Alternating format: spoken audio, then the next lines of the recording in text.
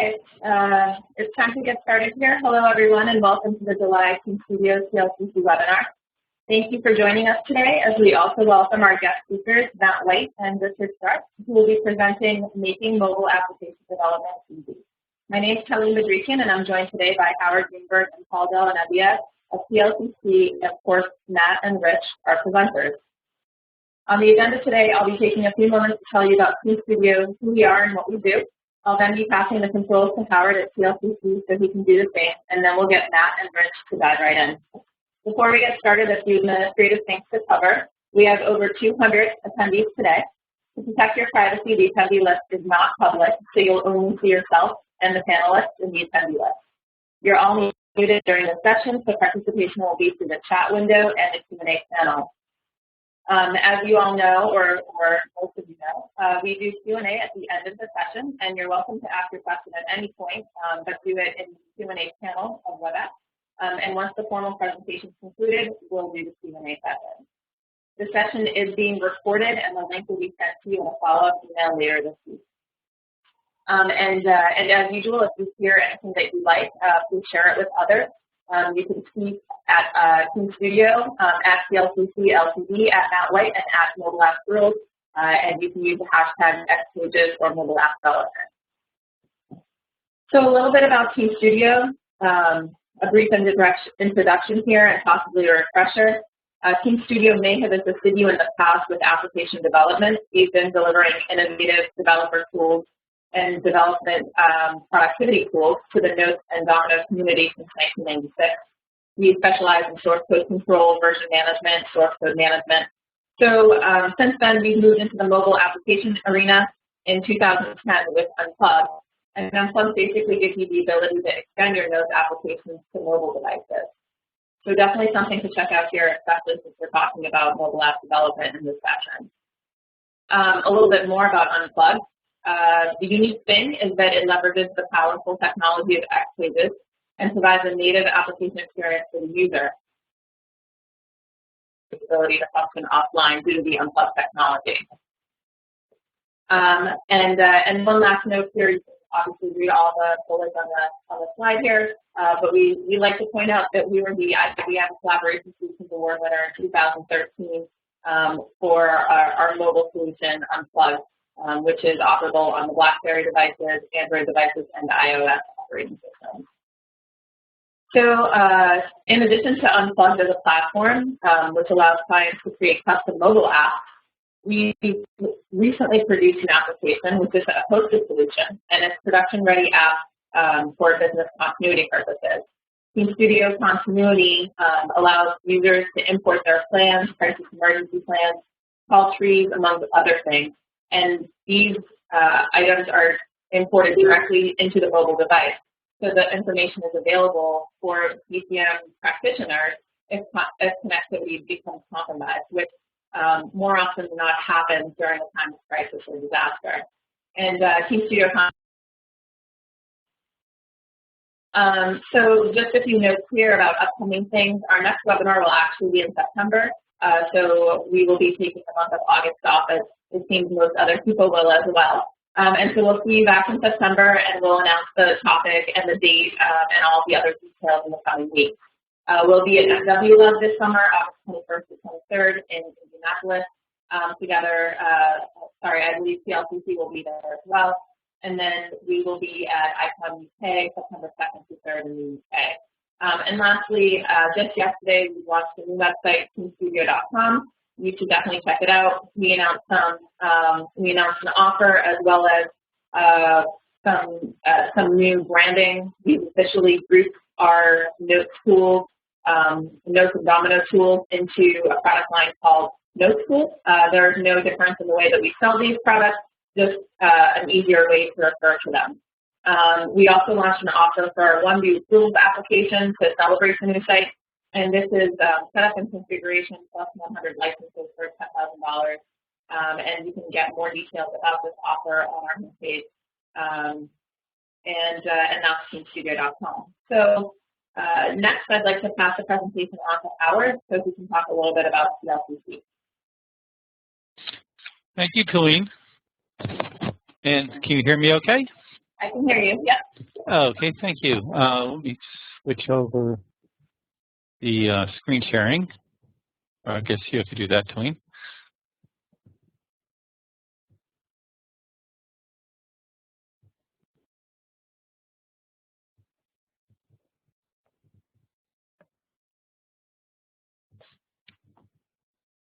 And so, Twain, are you switching over the screen sharing? There we go.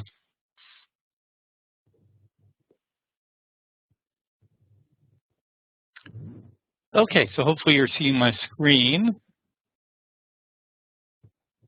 And my name is Howard Greenberg. I'm one of the partners here at TLCC along with Paul Delanevia. Paul, you want to say hello? Good morning, good day, good afternoon, everyone. Okay, so we're going to be your host today for this webinar, and Matt White and Rick Sharpe will be the presenters. Just a little bit about TLCC and also some housekeeping. So as Twain mentioned, there's no webinar in August. We'll start up again in September. And just wanted to mention that at this URL on the screen, and the slides will be made available after the meeting, we have recordings of all our previous webinars.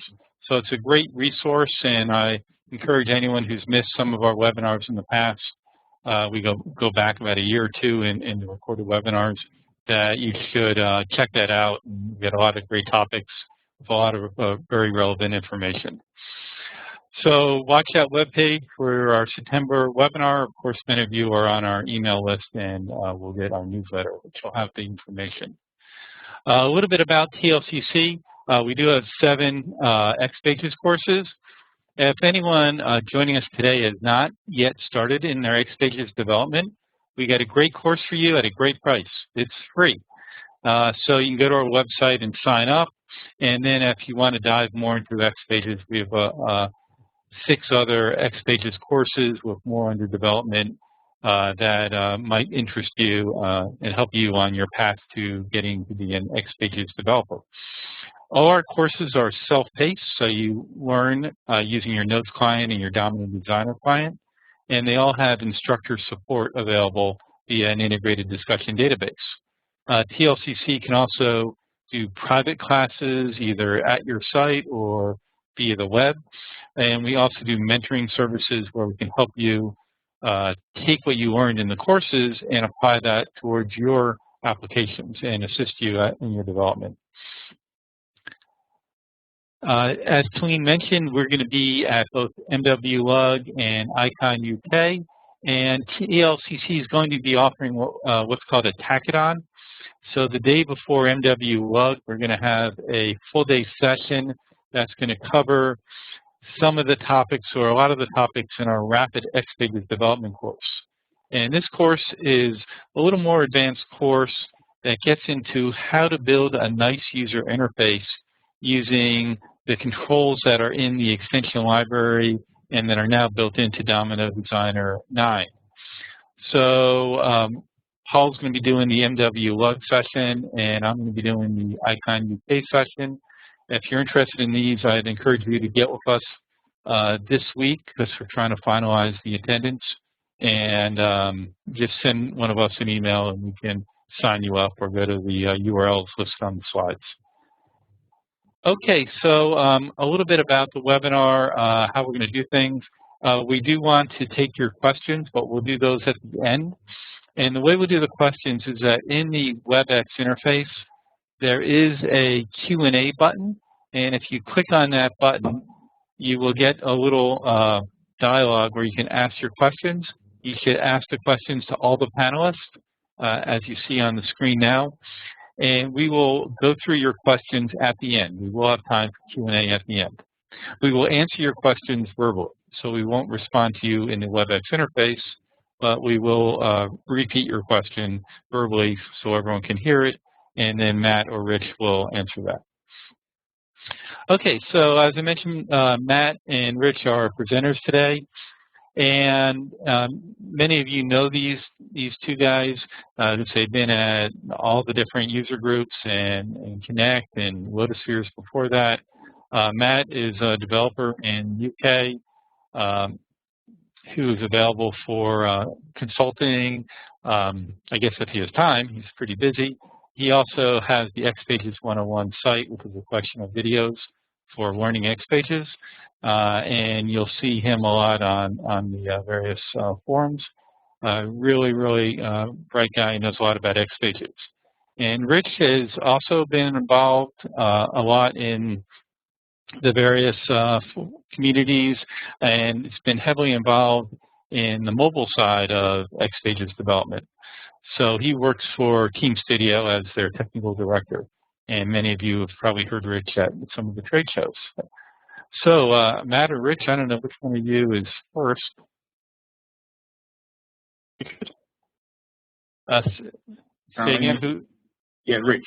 Sorry. Rich goes first. Okay. Well, let me pass controls over to you.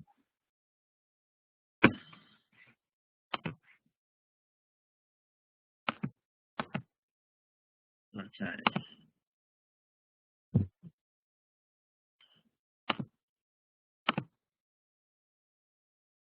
Okay, so you should be able to see my my desktop here. Yep, it just came up and we got a nice iPad-looking thing on the screen. Well, now we got your slides. Okay, fantastic. Okay, so let's crack on then. We'll go through what we're going to cover in a second, but first let me say hello, welcome, and thank you both to the participants on the call, and especially to Matt White, who has actually taken time out of his vacation this week to do this. So appreciate that quite a bit. So first of all, what we're going to talk about today is the open source project called the Unplugged XPages Mobile Controls. Bit long title there. Unplugged is Team Studio's branding. This is not the same as the Team Studio Unplugged product that you can purchase or you know, test for free, whatever. Unplugged, as it says there, is not required to run these controls, but if you go onto the website, and we'll go through some resources in a bit, you can download and test it on there, and you'll see some of the differences today between using these controls in both Unplugged and you know, standard mobile web browser. Any opinions that we have are just from myself and Matt, so you'll probably be able to pick some stuff out of that as we go on. So what we're going to cover today is basically talk about these controls, why we did them, how to get them, and then I'm going to point you to some resources for some basic stuff. Matt's actually going to just fly through a quick sort of how to do it, how to start very quickly.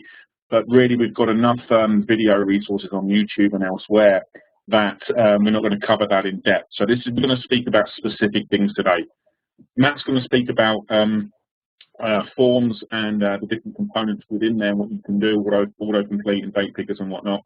And then I'm going to speak about doing different types of searching on data, either database searches and some of the new controls as well. At the end, we'll speak about where this project's going and then obviously take questions. So there's sort of two reasons why we built these. The first actually was that Matt and myself were assigned to create mobile versions for Unplugged originally of three of the core templates that come with Domino, the doc library, the journal, and the team room. And that was actually about a year ago, so it seems longer than that. But our first attempt, we failed miserably, let's be honest. We tried various different mobile frameworks, and we found that either they were really difficult to integrate well with XPages, or we had performance issues with them when we were using them. There was sort of the UI stuff was flickering or wasn't working as smoothly as we liked. So rather than just start from scratch and build these three mobile versions of the templates, we took a step back and said, okay, let's build some custom controls here, sort of like independent widgets, not really another framework, but stuff we can just reuse and drag and drop, and then build these three mobile versions of the doglet and whatever, using those as sort of reference applications. So they actually look like this, and I'll show you the resources where you can download them in a second. And they run on both Unplugged and web browser. But if I just take the doclib, all you have to do is you can download this free from Team Studio, and you get this interface. And this is the sort of interface that you build with the mobile control. So pretty much everything on here, the header, the footer, the navigation, is a separate custom control that you just drag on and configure. And what we've done, we haven't touched obviously the notes client interface. So if you use the doclib or something like that, you can and you haven't customized it. I must make that clear. You can just refresh your design with these templates, and you instantly don't even have to do any work. Just get these applications. So they were the two reasons. One, we had to build this, and the second one was that we had to, we just got frustrated by doing our work, day-to-day work, with the things that we wanted to do hamstrung by other frameworks and XPages out there. Now, these custom controls that we built, the caveat is that they must, for any new ones we introduce or anything we have, must first work on Team Studio Unplugged. Team Studio is sponsoring this, so we've got to make it work on the Unplugged platform. And then we take them to make sure that they work in the mobile web browsers. So there's a few things that we don't do because of the restrictions of the Unplugged product. But as the Unplugged product moves forward, we can do more stuff with these controls as well. So how do you get them? Okay, so this slide, you can either take a screenshot of this slide or we're videoing this, but I'll just actually show you in the real world where they are. So OpenNTF, if you go onto OpenNTF, it's the Unplugged XPages Mobile Controls Project. We've got nearly 700 downloads of that at the moment. You can just go in and download the latest release, which is 1.6, which came out last week, and you'll get the zip file with the NSS and NTS in there, and there's some screenshots and all that sort of stuff on there. Now, we used to put the documentation on here as well, but it was just getting a bit cumbersome having a PDF it all up and all that sort of stuff. So if you go onto the GitHub, Unplugged Controls, the wiki, this is where the official documentation is, and this is kept up to date. Well, actually, tomorrow my job is to make sure this is all up to date, and we need to go through this a little bit. But what you've got is you've got one page for each of the controls here. So, dialogue or whatever, you just click on it. It will actually bring you up a screenshot of what this thing looks like, and then a little bit of an example and how to use it as well and what you need. So everything in there you could pretty much, copy and paste or drag around and stuff. We try to make this quite simple as well. So that's where all the documentation and sort of physical examples are. Also on YouTube, we have a whole bunch of videos. And if you just search for Team Studio Unplugged on YouTube, this first one is a 5-minute video. This is how to to use the journal template or the doclib template on your devices. But it's this channel that you really want to go into. So the Team Studio Unplugged channel, there's a whole ton of videos on here. And what we cover, if I scroll down a bit, is there's 3 or 4 videos called Using the Free Unplugged Mobile XPage Controls, Part 1, Part 2, Part 3, whatever. And these are between sort of, well, this one's a little bit longer, so you'll want a bit about an introduction. But these are the basics here. So you really, if you just start in this one new, you can see like, camera integration and all that sort of stuff, displaying images. There's a lot on there. So if you're just starting out, these are some good resources for these controls as well. And if you want to just get unplugged down those templates I was talking about with the doclib, just go to Team Studio, and if you go onto the Unplugged server download and pick your weapon of choice here, you'll get the NTFs and then NSS in there, and you can use them. So that's where to get all this stuff. I can pretty much close that down then. Get back to here. And okay, so I'm going to hand it over to Matt first, and he's going to take us through a quick example and then talk about some of the new stuff we've introduced into the forms. So I'm not sure who needs to hand presenter rights over. Let me just see if I can do that. Yeah. Okay, Matt, you should have presenter rights now. Cool.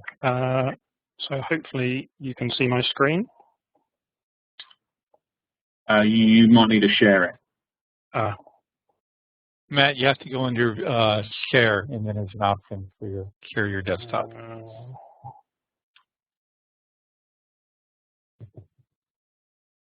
I'll share my desktop. Yeah, sorry. There we go. It's coming up. So what I've got, well, good afternoon, everyone, first of all. What I've got is a very simple single form Domino database that already has a web interface, but we want to add a very simple mobile controls interface on top of that so that we can use mobile devices with it as well. And so inside Domino Designer, I'm using Designer 9, but you could equally use 853. They both work equally well. What I've done is I've already copied across all of the resources that we need to do this. So we've got a bunch of style sheets, a bunch of files, likewise with images, a few script libraries, and a whole chunk of XPages. Basically, anything that starts UNP, that's what you need to bring across to your database to do this. Richard's videos will show you all that in detail, so I'll skip over that bit because it's just me copying and pasting things. But what I'm going to do first of all is create a new XPage. And with Unplugged, the first or the main XPage always needs to be called UNP main, and it is case sensitive as everything with XPages, so it's capital U and capital M. And what we're going to do is go into the list of custom controls in the application, and we're just going to drag on a few of those. So the first thing we'll add is UNP header. So that gives us the header control. And rather than trying to mimic the UI here, what we've tried to do is make it as simple as possible to say, these are the things you need to do to use this control. So we've got a whole bunch of custom properties that we need to fill out. So we're going to type in description. We're going to type in a version number. They show up a little dialog box. You can show a back button. We're not going to in this case. Likewise, with the header home link, we're going to miss that. And we're just going to call the title of the application Unplugged Demo. And we do want to show a views button. So very simple configuration stuff. If we go into the source XML, you can see that's all we have so far. So single custom control, that controls the header for us. The next thing that we're going to do is we're going to add on the Navigator Control, and that's on the left-hand side when you're on a tablet. That will show you the list of views that you can go and see. So we'll drag that in, and again, that will have a whole bunch of custom properties. So for each menu item, we need to fill in some properties about where it's going to go and load that data from. Because we're trying to, performance is really the key thing with everything that we do here. So what we try and do is everything tries to operate by Ajax, unless you tell it not to. So the default is that it's going to do Ajax. And so the first thing we have to do is tell it where it's going to go and load its data from. So we've got to give it the page name that we're going to load. And that's going to be called UNP main in this case. So it's going to open itself. And / in front of that. And we need to give it a label. And we're just going to call that contact just by first name. Type. Contact. This is what going away from a computer for 3 days does to you. Now, the Ajax load ID and Ajax target ID are important because basically the load ID tells us the page that we're going to go and load, in this case UMP main. We're going to go and find a div called content wrapper and pull the content from that and insert it into a div, in this case called content. So these are the default values, and you can change them. I wouldn't recommend it unless you really understand what's happening, but these are the defaults, so we don't need to do anything here. And what we have here is a menu item, so that's going to show up. Now I'll just copy and paste my samples here because I don't want to spend a lot of time typing, so we'll just paste those in. So we've got 2 menu items, and now we're going to create the content itself. So this is the view itself that we're going to display. So the first thing we need to do is create a div, and it's going to have a div called content. And inside that, we're going to drag 2 controls. The first will be a scrollable area. Scrollable area doesn't really do anything except put a wrapper around whatever is in it to allow the user to touch scroll the contents of that area. So you get an editable area when you've added this on, and then we're going to drag some content inside that. And in this case, it's just going to be a flat view. So that's just a simple view of data. And again, the flat view has a whole bunch of custom properties. So this is going to be configuration to say where we're getting the data from. So the name of the view, the columns that we're getting the data from. We've got options to show things like photos. We can do all sorts of other configuration to say what happens when you click a link, what happens when you want to load more data, because we're only going to get the first 20 rows by default. So there's a whole bunch of configuration stuff there. Again, I'm not going to go through every single line here because that just gets a bit tedious. So I'm going to paste over that, and this is what we've got here. So we're going to be loading our data from a view called Contact by Name, by first name. We're going to show data from the full name column and the country column, and we're going to load a page called UNP Contact when we open the page. Then finally, we're going to add one last control, and that's a footer control. And that, as the name suggests, displays a footer.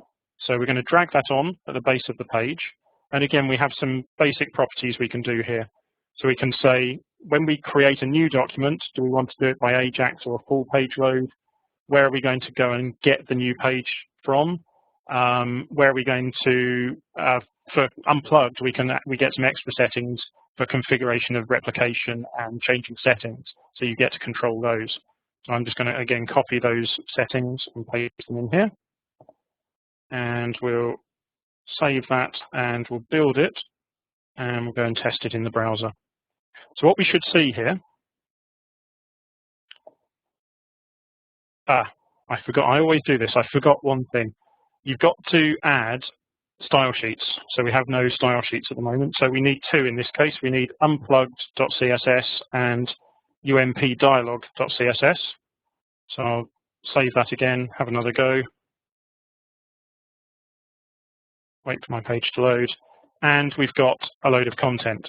So Rich showed you very quickly the demo of the application inside the iPad. So what you're seeing here is effectively exactly the same.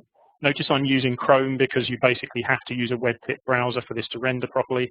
But what we get is a view of data. We've got a navigator on the left-hand side. We've got a home button that will take us wherever we tell it to. We've got a new button so we can compose new documents. And if I shrink down, then you'll see that it's a responsive design. So if you access this on your phone instead of your tablet, then you get this views button appear so that you can navigate between the different views. The buttons will change their look slightly so that they fit better in that screen size. So all of that stuff is handled for you. You've not had to do any thinking about this. Now I'm going to very quickly add a couple of other XPages. We want to add the page that's going to do contacts by last name, and that's a lot simpler.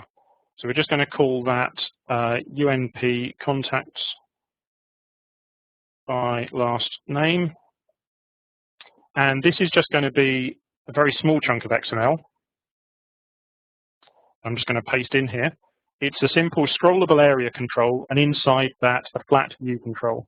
So because we're loading this content by Ajax, we don't need to worry about the header, the footer, or the navigator again, because we've already loaded that. So we can just get the content. We can save that. And now if I go and test loading this page, you can see that we've loaded this content, contacts by last name, into the body of the page here. So if I switch between them, you can see that the content is different. So it's very, very simple, and you can add as many of those as you like, really, to your application. Now, what really we wanted to concentrate on mostly in this session was the actual displaying and editing of data. So at the moment, if I click on a document, nothing happens because we haven't created the page yet. So I'm going to create two XPages now. One is going to display the data in read mode, and one is going to display it in edit mode. So UMP contact, we're going to paste in here. Again, we don't have the header or the footer or the navigator because, again, that's all loaded in UMP main. this is being loaded as an AJAX request. So we've got a scrollable area, and inside that we have a form viewer control. Its properties are fairly simple.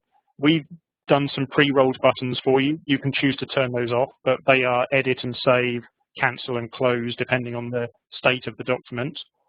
You can say, when we edit this page, do we want to load the edit page with AJAX, or do you want to load it as a full page load? Default is we want to do AJAX for performance. We can say, where is it going to be positioned? You can force it to be left aligned or center aligned. We can say what happens when you click the close button, what happens when you click the edit button, what's the name of the form that we're using, and then we actually get into displaying the content. So inside the form viewer, we just drag a panel control, and then we add an unordered list of field titles or field labels. So we've got a label for the first name, and then just a computed text field. Remember, this is all in read mode at the moment. So we've got read mode versions of first name, last name, company, and so on. So really, it's just literally a copy and paste, drag fields onto the X page, and you don't have to worry about any formatting. Server does all that for you. So if I now go and try and load Adrian McCarthy again, you can see that I now have the page loaded in read mode with edit button and close button, displaying the fields. They all look fine. And again, if I change the resolution of the device, then it all scales nicely and just handles the different device sizes without any problem. The thing that's more interesting is when we go into actually getting into displaying stuff in edit mode. So again, because this is all very tailored to performance and performance on Unplugged specifically, rather than doing read and edit mode on the same X page, we actually have two X pages for each document type. So one is read mode and one is edit mode. So we're going to create UNP contact edit, and I'm going to just again paste in the content, and we're going to spend a bit more time looking at this. So if I first of all just save this and demo it to you. So I put the document into edit mode, and we've got a few interesting bits of functionality here. If I tap this cross here, then it will clear out the field for me, so I don't have to worry about pushing the backspace key, which is a bit of a hassle on a mobile device. If I go to the company field and start typing, we haven't done that yet. We'll have to do that later on. We've got a drop-down field. We've got a date picker field. Because I'm in Chrome, it's rendered a date picker for me. Again, it will do that on the mobile device as well. We've got an email field, telephone, and a Twitter field. So sort of standard form-based fields that we need to worry about how they're going to work. So the first thing we're going to do is, I should say, we've also got required fields. So if I try and save this, then I get an alert box saying that you've got to fill in the first name. So the various ways that we've done that is to try and take away the heavy lifting from you so that this is really quick to do. If you want to make an editable field mandatory, you just add a style class to the field called required. That will force the user to put something into that field before they can save the document. Likewise, if you want to make the editable field deletable, that's when you tap to the right-hand side here, when you tap that and it clears the field, you just add the deletable class. So that's really nice and simple stuff. You can also do this thing called autocomplete, which I'll come back to in a second. We've got a combo box here, so box standard combo box, nothing exciting there. The date field is quite interesting. Well, it's important that you get it right, basically. And this is a lot of the stuff is down to the mobile devices and the way they've implemented the interface that you have to do. So we've got a standard input text field, type of date, and it's that which triggers the mobile device to show up the date picker when you focus the field. But if you do that, then you've got to make sure you're working in the right format. And mobile devices require dates to be in YY, NM, DD format. So as long as you do that, so you've just got to convert a converter added to that field, and that's absolutely fine. Likewise, with email fields, we want to set the type to be email so that we get the correct keyboard show up. And same with telephones, so that we get the number picker show up. And again, with the Twitter field, we've just added the deletable property here on the style class. So that's the way that we've added all of our standard functionality. Now, if we look at the autocomplete functionality, this is where we've got a company field, and as I type, I want to get a suggested list of companies that already exist in the system. Now, in normal XPages, that's really easy. In our world, we have to do stuff a little different because Unplugged doesn't support everything that's in XPages. So in our case, what we've got to do is create an extra XPage that's going to provide the source data for us for that drop-down list or that type ahead list. So I'm just going to quickly create a new XPage that's going to be called UNP Contact Company Auto. And it's going to be a headless XPage or an X-agent, some people call them. What it does is literally, it looks for a URL parameter called Q. It does a DB lookup into the view called companies and returns a list of all of the companies in the system that match what the user has typed already. So if I go out to the browser now, just reload this page. We'll create a new contact to prove this is working. If I type EL, then I get suggested El Guji software. If I type LO, I get suggested London Developer Co-op. So what that's doing is firing off AJAX requests to that XPage in the background, getting the lists back and showing the type ahead list for me. Again, it's sort of simple stuff, but if you avoid the user doing typing on a mobile device, they thank you. So that was really the main chunks of things that I wanted to talk about, with one exception, and that was dealing with saving of data. You'll notice that in edit mode, we've got a save button and a cancel button. And the save button is pre-rolled to do the save that we've created. And it's not a normal, in inverted commas, save, because again, we're going for performance over everything else. So save actually does a post of all of the data from your form to an XPage called UNP Save Document. So you need this in your application. And what this XPage does is another headless XPage. It basically takes the data that has been posted to it and goes and tries to find an existing document, or it creates a new document. And it will do all of that saving as a server event that we've coded ourselves, basically. So it handles all of the field formats and everything. Things you need to worry about are multi-value fields. You need to actually name the field in your XPage design. Needs to start with 2 underscores, just as a marker to say this field is going to have multiple values so that we know what to do with it in the back end. And the other thing that you can't do very well here is handle anything clever like attachments or rich text or anything like that. For doing those, you have to fall back to doing normal saves, but in the Unplugged world, they're much slower, so we try and avoid those as much as we can. So just be aware that when you're doing saves, that you need to just be aware of what's going on. It's always worth, I find, having the debug tools open in the browser when you're testing, so that you can actually see what's going on every time anything happens. So for example, as I'm typing there, you can see AJAX requests being posted off, and you can see what happens when I click the save button and so on. So it's really, we're trying to make it as simple as possible for you.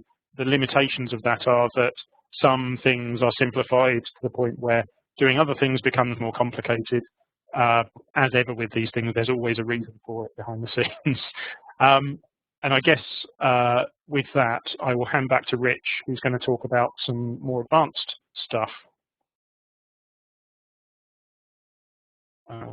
Great. So that things like the UMP save document, you don't have to do anything. You don't have to create that yourself. Just copy that from the Unplugged Controls library into your XPage.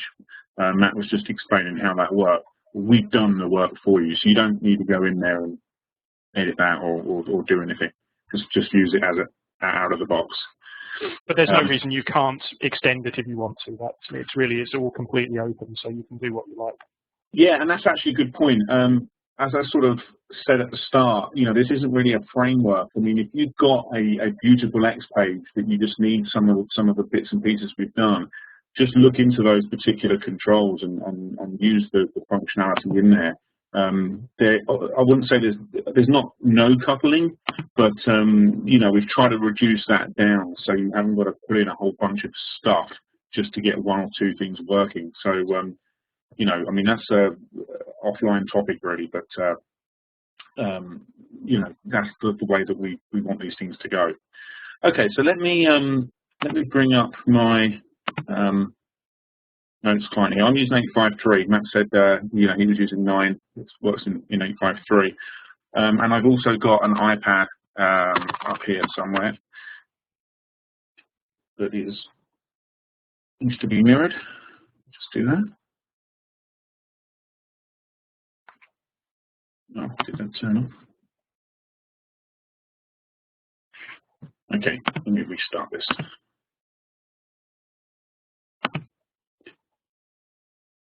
Okay, and sometimes WebEx slams that down.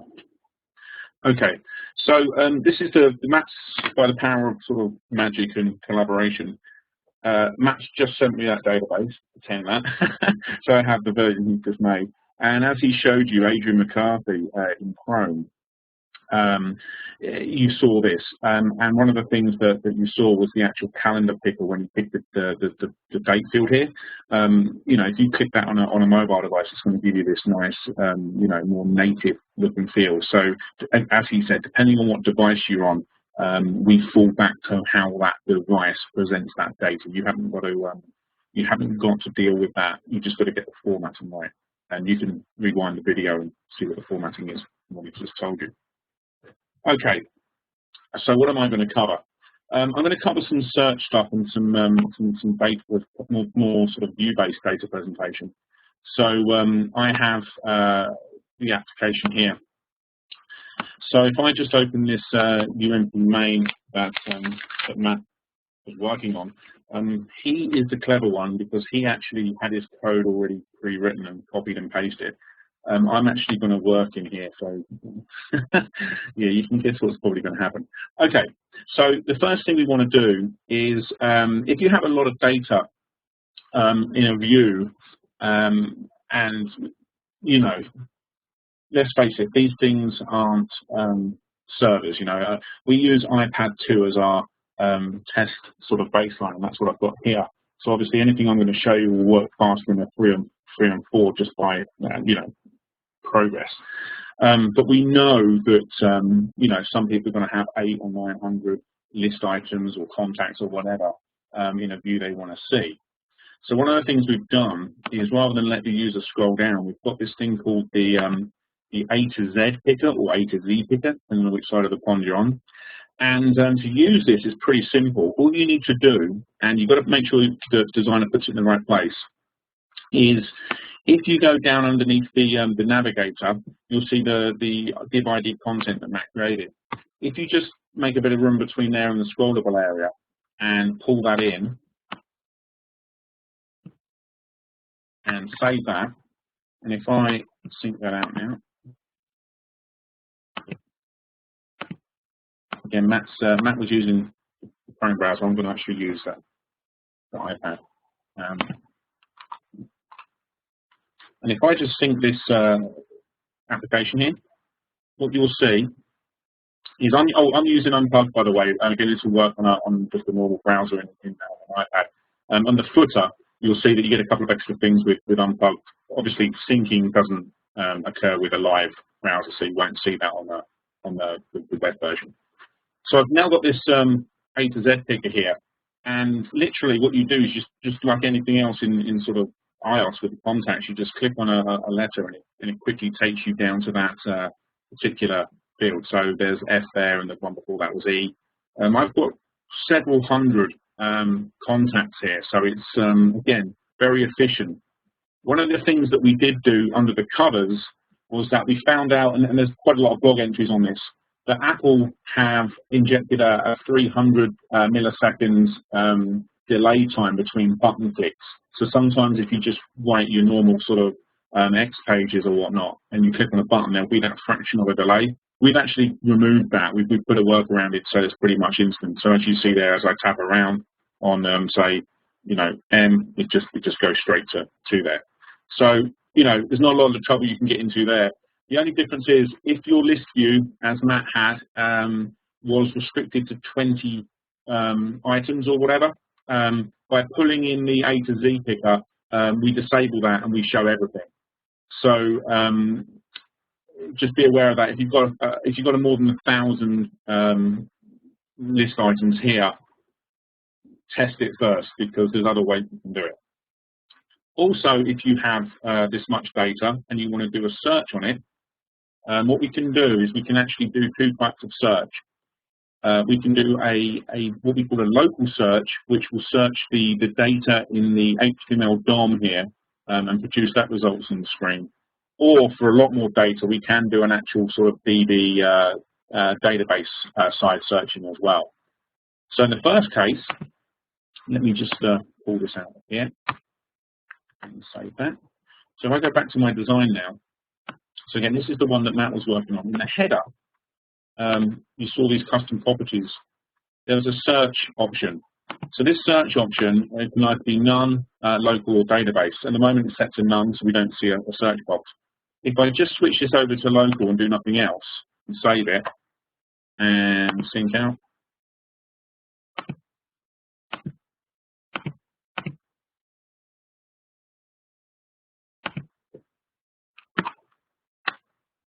and sync this out to the iPad.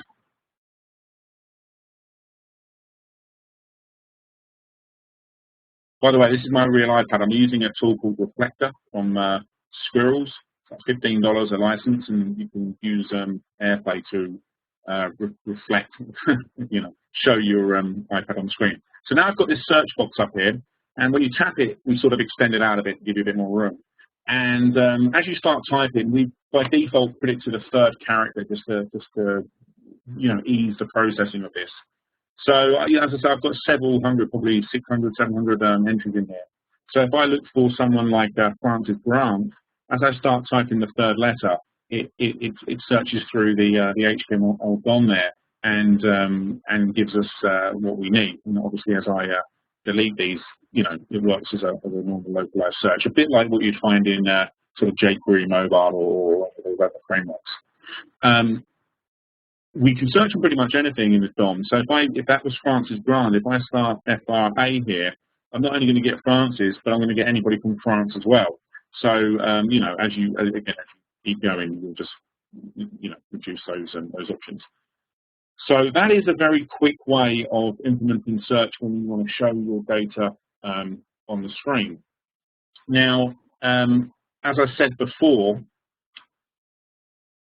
okay, so let's talk about the database search. We're doing that sort of topic. Okay, so the database search is a little bit different. So again, in the header, what you need to do is change the local to database, and you also need to specify this search page that we defaulted to UMP search. But you can change that. It's not, you need to create this. It's not been created. So once I've saved that, what I can do is create a new X page called UMP search. And again, we're going to use Ajax. So what I can do, go into my custom controls here, I'm going to drag in this UMP scrollable area. And again, as Matt said, this is just so that you can have independent scrolling areas on the screen. I won't go into the technicalities of that. It's in the video why we use that. And what I want to do is bring in this thing called UMP search results. And what this does, this gives you again, a bunch of custom properties to fill in. So this is based on a view that you need to set up to do the search. So what we'll do is we'll do it by last name. So if I copy the contacts by last name, and paste it, and then just rename that. Let's call it search. what you need to do is you need the first column to be a key, and this is what you want to search on. And this needs to be sorted. That's important. And we'll also show multiple values as separate entries. Now, the formula for this, you can put whatever you like in, but it must be lowercase, and you can explode the information out if you've got sort of strings and got sentences and things like that. So if I want to search on a first name, a last name, and a country, what I can do here in my formula is just do just lowercase it up and put first name, last name, country. So there's all my information here. So now that's what it's going to search on, and then we allow you to have a summary and a detail column to display the data you want to search on. So in here, we'll just call this name, and the name really just wants to be, we're doing the last name, so last name plus first name. Do that, and then we'll keep country as it is, and these other ones we can just delete out. We don't need this. Let's keep this efficient and save that. Okay, so we've got our search view with our key, our name, and our country. So if I go back to my UMP search page here, into my custom properties, our detail column, just this is how XPages presents these. Our detail column wants to be the smaller one, so country. Our summary column is going to be our main sort of row of the information, so this is the name. Our title, we can actually compute this to be something like search results for, and then do a plus. And we pass in a parameter called query. So we can just use that. The view name, search. The view search is the actual formula that we want to search on. And we could have just hard-coded this into the control, but we can give you the flexibility to extend this if you want. So this is going to be at the moment our query parameter that we're passing from that box. And then our XPage doc wants to be our UMP contact.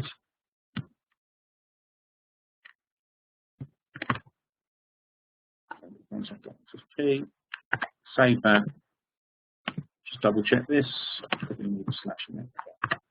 Okay, so that's pretty much the code for this. That's all you need in there. And if I then sync this out,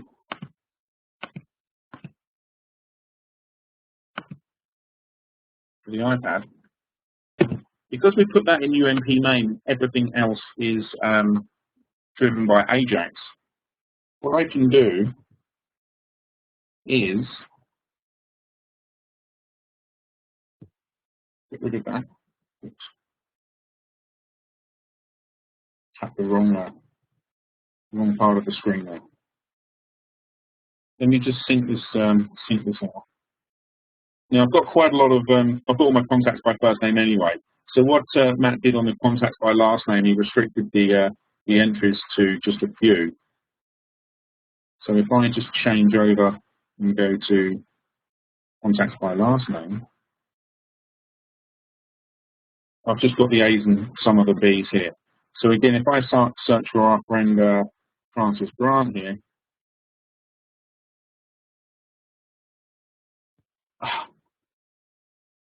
bear with me 1 second, because I have done that. Get. I'm actually on the West Coast, so my excuse is it's still early for me. But I'm sure plenty of you are screaming into the phone there. You fool! Code properly. Okay. Oops.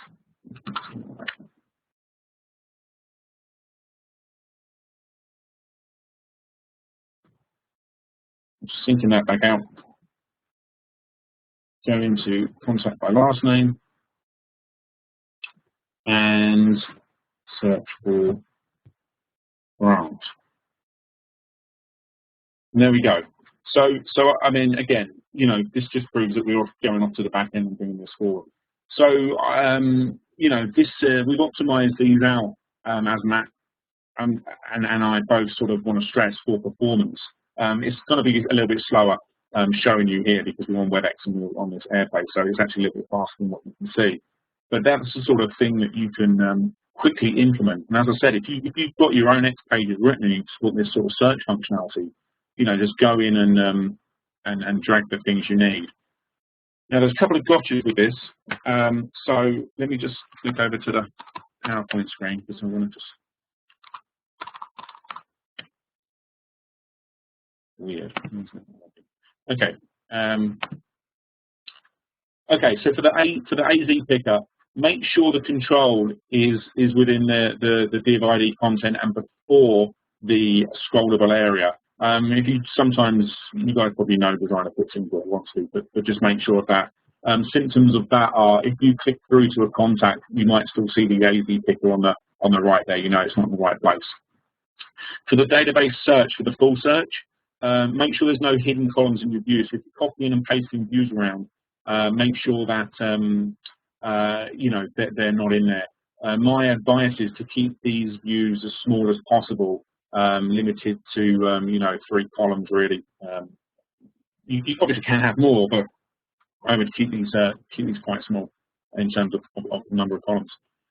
Ensure that UMP search database.js is included. And the first column must be not only sorted, but lowercase as well. And the symptoms you'll get when this isn't working is if you click something, you'll either get a blank page or you get a flash on the screen and you'll just revert to all content. So if you get those 2 types of symptom, you know that you know, you're missing one of these. Okay, I'm going to hand this back to Matt now just to talk about the future, or we can discuss it together actually, the future roadmap. In fact, I don't need to hand it back, but if you just want to jump back on the voice part, Matt, then we can discuss this, because everything you've seen so far has been that, you know, sort of philosophy of you can have it in any color you want as long as it's black, and that's going to change. And some of the other things that we're going to be improving are based on, as I said right at the start, the fact that we're improving the Unplugged product as well. So you just want to talk about this CSS stuff, Matt. So basically the plan over the next few months is that what we're going to do is create several bits of new functionality, and they're going to be split between the controls library itself and our back end. So on the controls library itself, the main bit of new functionality is going to be basically that you're going to have a lot more flexibility on the UI. We're going to allow you to change colors, fonts, and if we're brave enough, then we'll also let you change the layout of the pages as well. In terms of our back end, we're going to try and make the whole library much easier to use. So we're basically taking Twitter Bootstrap as our model, and we're going to create a new website to walk you through how to use the controls, some pages on actually customizing the controls for you. So you could come to a page, say, I want to use Arial instead of Helvetica fonts, and I want to change all of the colors to be more light or flat or whatever you want to do. And then we'll actually generate an NTF for you, and you'll be able to download it and use it without touching any code.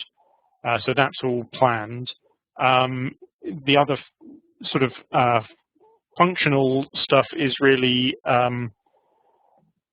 it's basically trying to make it all simpler to get going. So I mean, I think we showed you today that you can do stuff very quickly, but you do have to have some knowledge, and there's some quirks and things, and the aim is to try and iron as much of those out as possible, really. Yeah, for those of you who've done sort of a lot of web development before, everything that we use in the CSS file is in this one style sheets. This is the main one, unplugged.css. So if you did want to change a few things manually, obviously, you know, if you upgrade, they're going to be wiped out. But you could change things in here. That's where we use most of that stuff in there. But I mean, some of this stuff's not far out now, so you might just want to hold and in back. fact, you can see Unplugged Lite CSS there is a second version that we've been working on for this release for some internal stuff, and that's the same functionality as we demoed you, but with a more light color scheme. So it's light grays rather than dark grays and blacks. Yep, so with the 1.6, we showed you some of the new stuff on the forms. There's also this tabbed footer, which is sort of like an Android footer bar with different navigation on that if you want to use that as well. And I think, as Matt said, most of the stuff we looked at is performance. We've changed a lot of the guts out on there. So just before we get into any questions, this is open source. I mean, Matt does most of the work. Let's be quite honest with this on here. And you know, we've got a few people that have actually started writing their own controls, and one of them is a gamification one, and there's a couple of other ones that I've seen that we will probably pull into this. But just as a teaser, what we're going to have is a competition for IBM Connect, and we need to iron out what this is going to be, prizes and all the rest of it. But basically, if you have a good idea for a control, it doesn't have to be massive. I mean, if you look at the ones we've done, header, footer, you know, things like that, navigation. I mean, they're not huge things. They're little widgets that just are really handy. Date picker, that sort of thing. Then you know, we will have a competition and pull those in and demo these at Connect as well. So if you've got any questions, I'll hand back over to Howard. But you know, if you found this interesting and want to go and look at the video, do that. If you have any feedback, let us know. And if you're interested, we could do another one of these, you know, sometime in 6 months' time or whatever, on some of the stuff we haven't covered today. If you guys want to look at that. If you do find bugs or things that you want, please let us know on GitHub as well, because that drives what we're doing. The GitHub issues list is basically, you can see the roadmap, so it's all completely out in the open. There's nothing hidden away here. So it's just, yeah, please feel free to contribute stuff, and we'll sort of get back to you as soon as you can.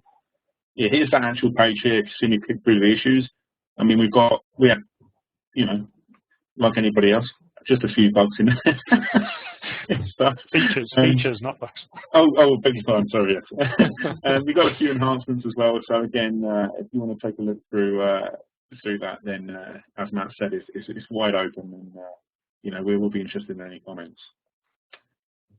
So do you want me to hand you presenter rights? Who's next on this? If you can send it to me, to Howard, yeah, that would be great, Rich.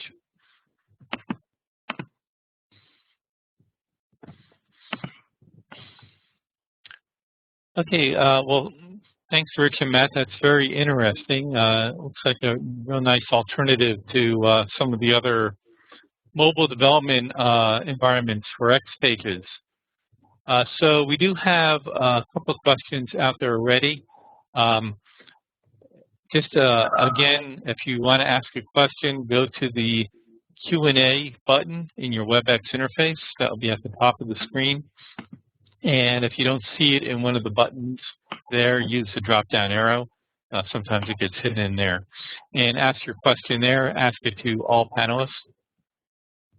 So we'll take your questions in a second. And just a reminder about the upcoming events. There's 2 great user conferences coming up.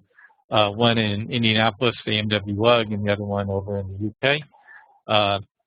And so, Paul, do you have some questions lined up? Couple of questions. We do need more questions, so please post your questions in the question queue. There are 2 questions that, one from Praveen and one from Tony, very much related. And it's regarding some, I guess, confusion about Team Studio's Unplugged product and the Unplugged controls at OpenNTF. So could you address that and kind of clarify that? You know, are there requirements between the 2 as well? That was part of one of the questions. Sure, I'll just clarify that again. The Unplugged Controls project that we've shown today is primarily designed to run on the Unplugged product. I mean, that's why we sort of ventured out on this. However, after release 1.1, I mean, we're up to 1.6 now, but after release 1.1, we decided to make these controls available to just standard mobile web browsers as well. So all the demos Matt showed you were running in a Chrome browser. That's how they would look if you just ran it through Safari on iPad or Chrome on Android. You do not need the Unplugged product to run these controls. It's just that some of the limitations of what the controls do are sort of limited because we need to make these run on Unplugged first or foremost, because that's our business. But yeah, you don't need that. You can just drag and drop these into your XPages and they will run on a mobile web browser and then the look and feel is going to be pretty much exactly the same.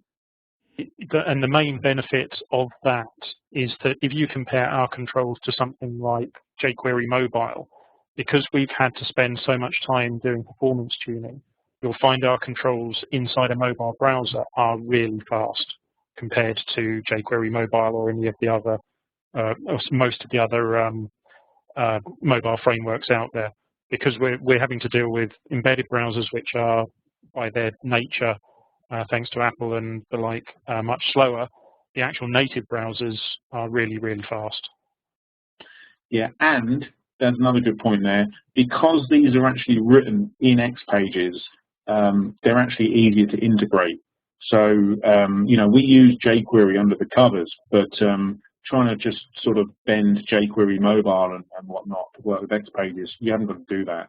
You know, I mean, if you looked under the covers of some of these custom controls, you'll be able to recognize the code in there. It's JavaScript, server-side JavaScript, you know, even some of the core controls we use as well. So they'll be easier to just pull into your XPages. Okay, thanks, guys. Let's see, we got a question from Robbie. Before I ask that, I just want to pass on a comment from Keith. He said, great presentation, very nicely paced, lots of great content. And he has more homework to do. So yeah, big thanks from Keith. Anyway, Robbie's question was, what has to change, if anything, on the server to make these controls work? Is everything in the application in the NSF itself, or is there something on the server that needs to get updated? Everything's on the NSF. You just, as Matt did at the start very quickly, just copy and paste the resource. If you go back to the video, the first video I show you, it sort of walks you through exactly why that is and how that happens. Okay, great. We're going to work on making it easier to integrate these into your application, so we haven't got that far yet, but you don't need anything else on the server. Okay, and kind of a similar question from Michelle and Oscar. Do you need to have the extension library for this? Absolutely not. No, in fact, you can't use the extension library with our controls if you're using it in Unplugged. Yeah. Okay. So yeah, the Unplugged product doesn't support the extension library controls, but if you were using them just a standard web browser, you could integrate both types of controls. Just keep them namespaces separate, but there's no dependency on that at all. Okay, I have a question from Jose. And what are the best simulators for the iPad and the iPhone and the Blackberry? I'll add to that the Android as well. So my experience is with Android and iOS, and my experience is that there are no good simulators. What you'll find is that the simulators you can download from Apple or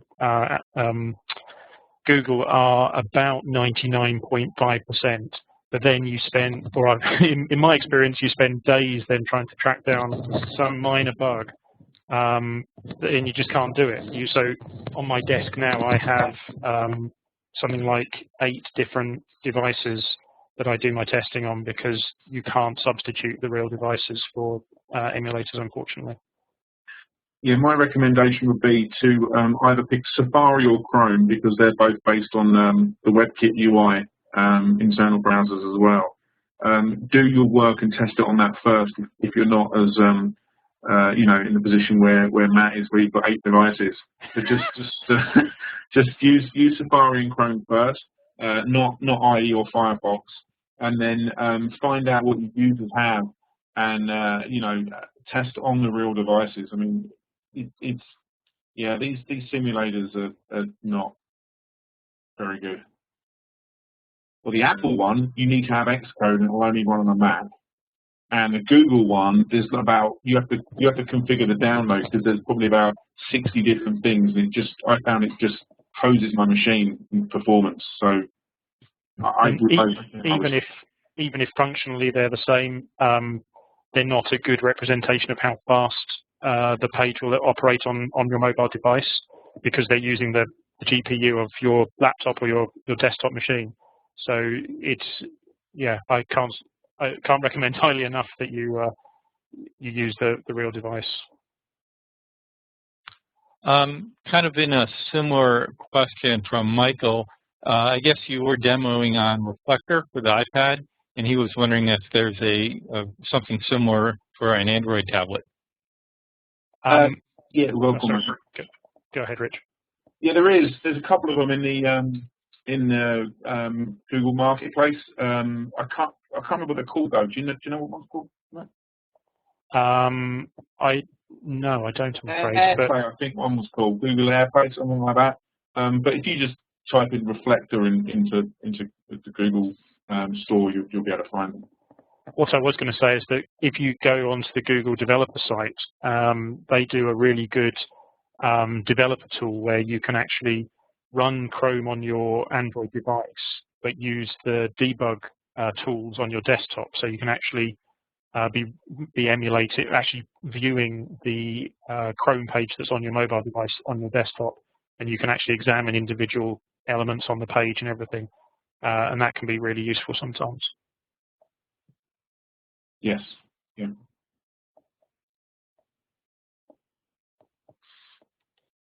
Howard, do you have a question? I've got one.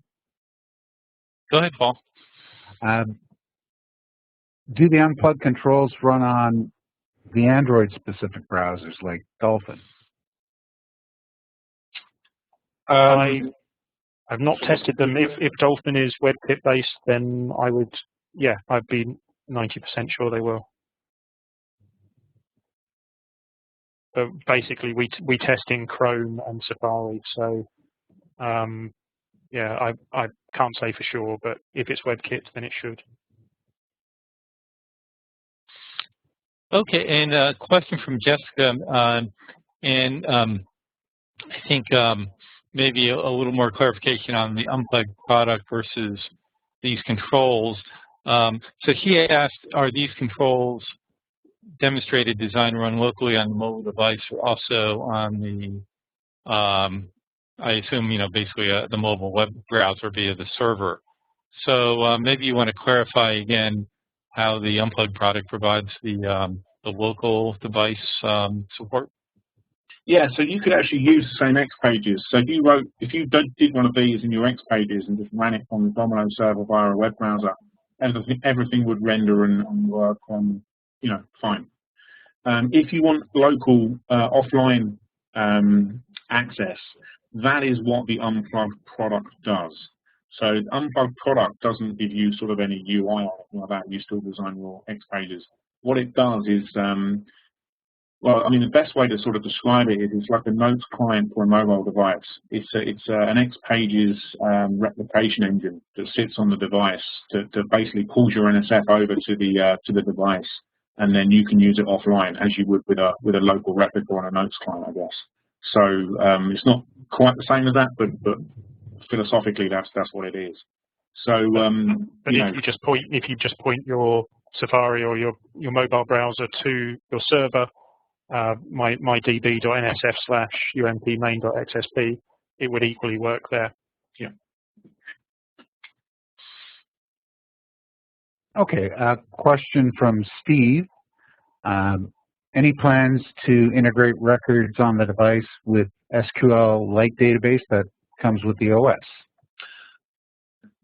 Okay, that's a very good question. So that effectively, that's what Unplugged product is. We don't use the SQL database because you're limited to 5 megs and all the rest of it, and it's harder to encrypt and stuff. We actually have our own data storage with Unplugged that does that for you. There's no size limitation, and we encrypt all that stuff on the device. So it's very much doubtful that we're going to actually integrate the controls to do that, because that's what Unplugged does under the covers, and you don't have to do any work as a developer to do that. So that's what we sell effectively.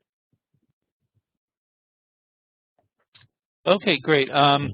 There's a question from Ken. It's directed towards Rich, who first of all has a comment. Great progress on the controls from 6 months ago.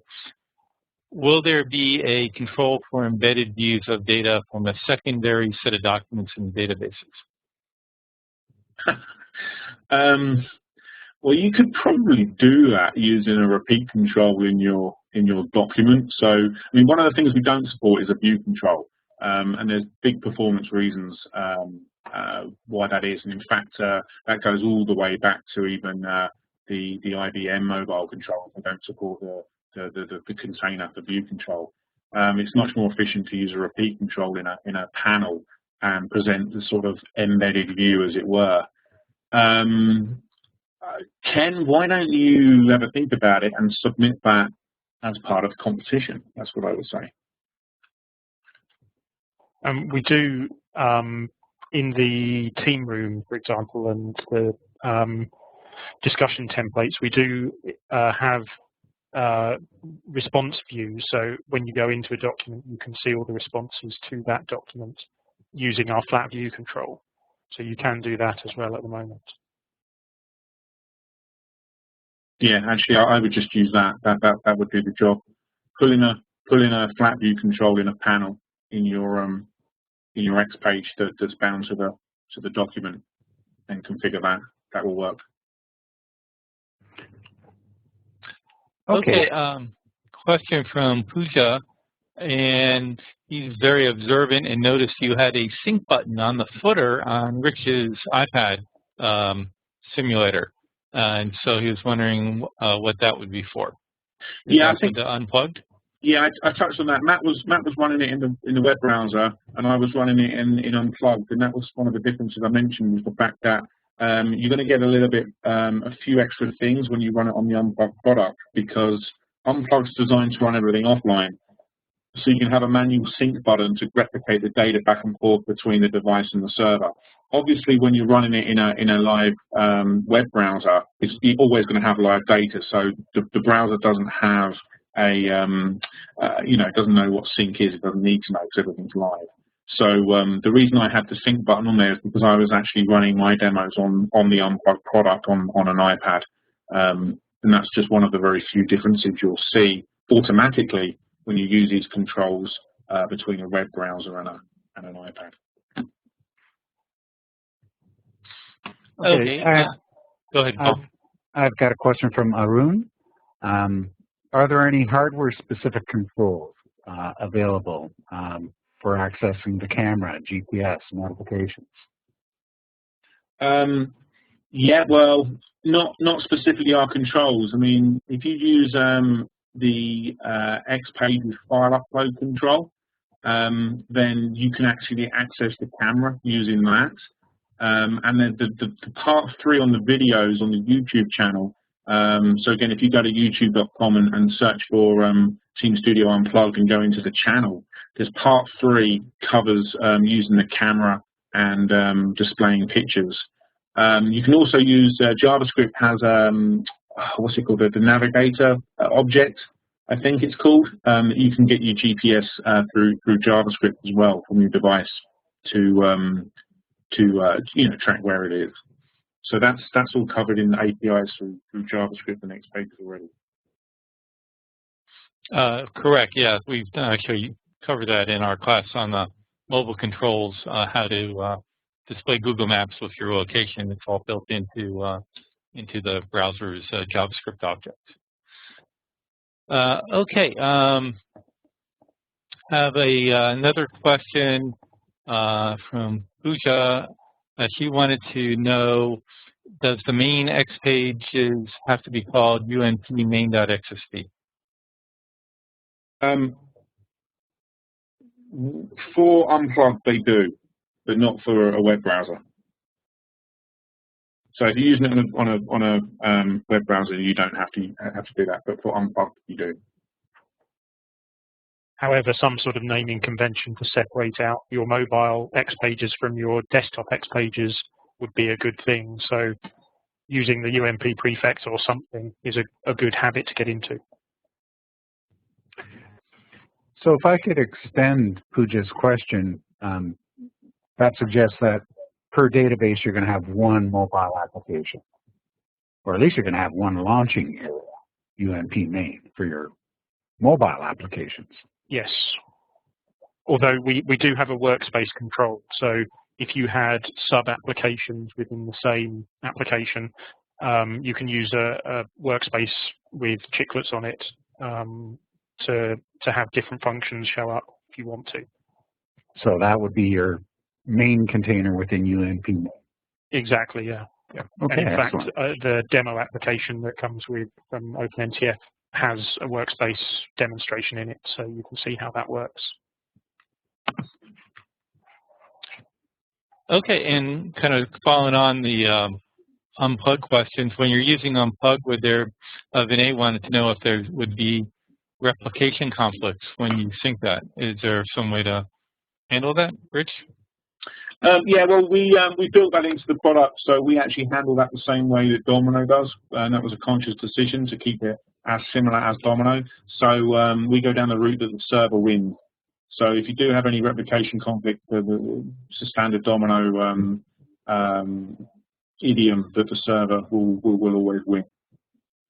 That's all dealt for you. I mean, you have to go back in and you know, delete your replication conflicts or whatever, but the live real one will be the server wins. Okay. Well, I think we're about out of time and out of questions. I have a question. Oh, go ahead, Paul. You didn't post it in the Q&A panel. No, I didn't. So, question from Paul. When you were going through some of the UMP contact and UMP contact edit, I was looking through all that code and I couldn't see where the document one data source was defined. That's part of, so in the custom control itself, UMP form viewer and form editor, we actually do that binding for you. And in fact, I should have mentioned really that yes, it is you have to use document one because that's what I called the document data binding. You can do other bindings as well if you want, but they would have to be called something else, and you'd have to manage that document yourself. And is it similar for Domino View data binding as well, or data source binding?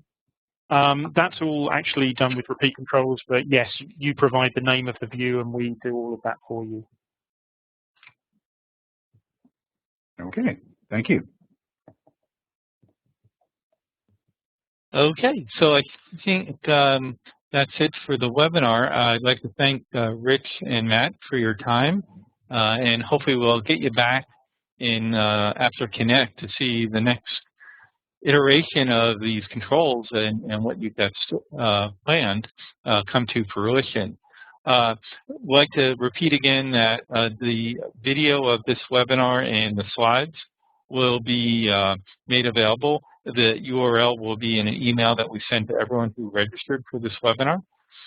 And also, do you guys, Rich and Matt, are the sample application you created today, is that part of the download on OpenNTF, or is that somewhere else? The downloads on OpenNTF are far more polished, and they have a lot more examples actually, so they're probably the better ones to use. But yeah, we can make this one available as well. I'll send you a link to that after the session. Okay, well that's fine. If you suggest using the demo databases that are part of the OpenNTF, yeah, I think so, just because they have more content and more demonstrations.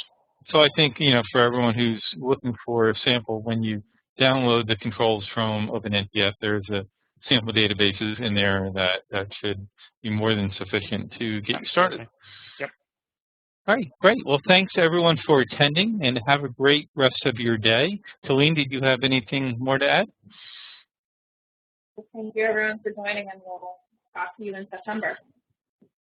Okay, great. Well, everyone have a good month, and hopefully we'll run into some of you in the next coming user conferences at MWUG or ICON UK. If not, we'll see everyone in September. Thanks everybody. Have a good one.